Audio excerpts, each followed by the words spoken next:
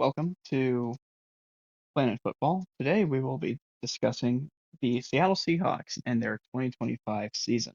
What went right, what didn't go right, and what they need to do for the upcoming 2026 season. First order of business, the Seattle Seahawks won a total of 16 games plus winning the Super Bowl this year, which to many people had exceeded their expectations of the team. Having given their season last year and just their history over the past few years, I don't believe many people necessarily expected them to really make it to that point, all within Mike McDonald's second season, first season with Sam Darnold, him being Sam Darnold at that, and just all of the new young talent that they had on the team. So it's a very unexpected result. We will also be going over bigger games of the season that went down, a couple of injuries that they had, although they didn't really have that many.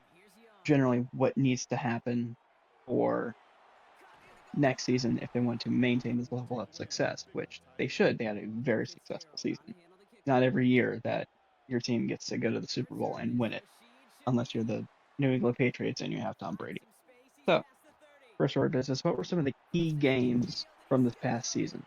And I would personally argue those were their second season games against the Rams and the 49ers, as well as the ones against them in the postseason. Second time that the Seahawks met the Los Angeles Rams, they were at Lumen Field in their home stadium, and it did not look good for the majority of the game.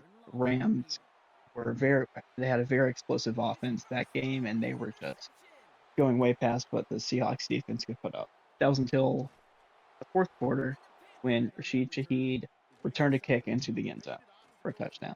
Suddenly the game was one score away. And then successfully stopped the Rams drive. They punted it back to the Seahawks. The Seahawks marched it down the field, scored a touchdown. And when going for a 2-point conversion, Sam Darnold threw a pass and it bounced off of the helmet of a defensive player for the Los Angeles Rams. Another player on the Rams tried to catch it and was unable to. Believing the play was over, a Seahawks player picked up the ball and brought it to essentially bring it to a referee. However, upon reviewing footage from the play, it was determined that Sam Darnold threw a backwards pass, which means that that was still a live ball. The play was in fact not over when a Seahawks player picked it up, resulting in the game being tied at 30-30. The game went into overtime after that. The Rams scored first and scored a field goal, and then Sam Darnold threw to Jackson Smith and Jigba for into the end zone, which allowed the Seahawks to win the game and secure the number one seed. That was back in December. The next game they had was against the 49ers in Santa Clara. So in that game, the score was not nearly as close as it was against the Rams. However, the Seahawks' victory in that game helped them to secure and solidify their spot within the playoffs. During the season, the Seahawks did not have many injuries, not many that were significant. Their most significant injury came during the postseason with Zach Charbonnet, the running back, where he tore his ACL. Tim Darnold also suffered an oblique injury in the playoff, but from watching the games, it doesn't seem to have affected him that much. However, with this season ending, multiple key players for the Seahawks are at the end of their contract and will be going to free agency.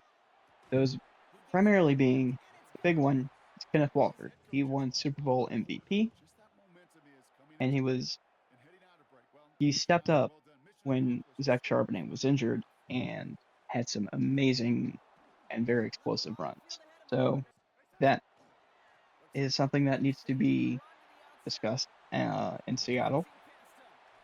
They also have a couple of key defensive players leaving.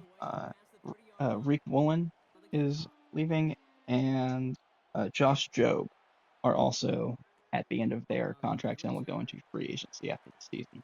So ideally, the Seahawks will retain both of those, all three of those players. They won the Super Bowl this year. They had an amazing season. Their season record was 14-3, um, and all their losses were within a touchdown of the other team. They were very close. So with that, ideally they maintain their current lineup of players. But that comes down to what the other players are able to do because they'll be free agents. They can go wherever. With that, if they don't change anything, they could probably have a very similar season. Unfortunately, things cannot be the same because the offensive coordinator, Clint Kubiak, and the quarterback coach, Andrew Janoko, have both left the Las Vegas Raiders. Therefore, we're going to have two, at minimum, two new coaches, a new coordinator and a new quarterbacks coach.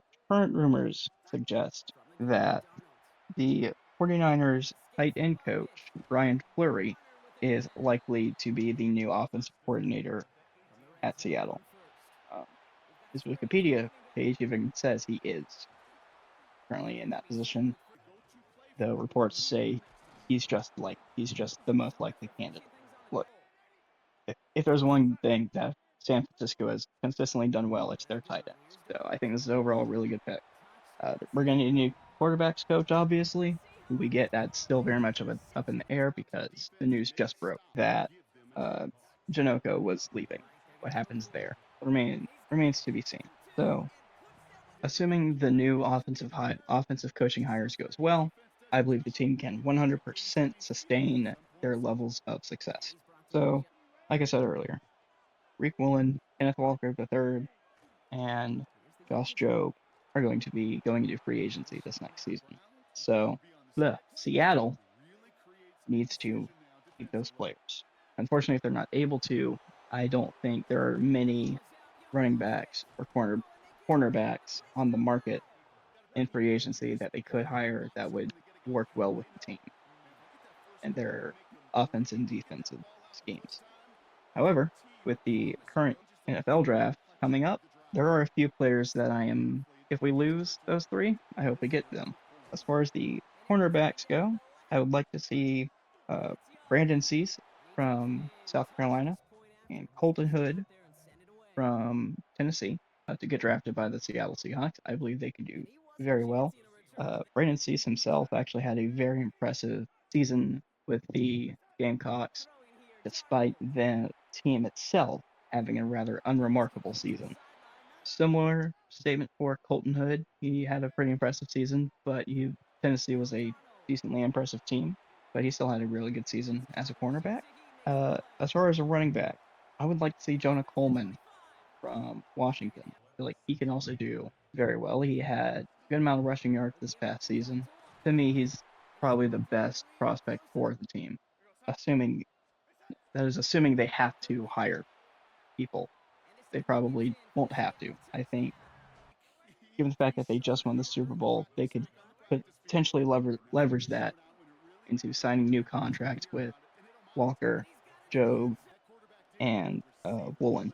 All that being said, I fully believe that the team can maintain their level of success and have another season of 14 wins, and I'm I'm of the belief that they will be the front runners for Super Bowl contention from the NFC. All that said, thank you very much for watching this deep dive into the Seattle Seahawks from Planet Football. Have a good day.